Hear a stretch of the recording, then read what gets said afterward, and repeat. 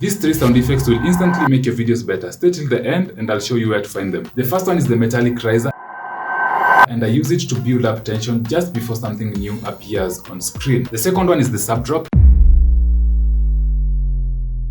which I mostly use as a transition between 2 songs. The last one is the dramatic whoosh, which I normally use as a transition between 2 scenes. After editing for some years, I've been able to build up a sound effects pack which I'm willing to share with you. Just comment the word sound and I'll share the folder with you in your DM.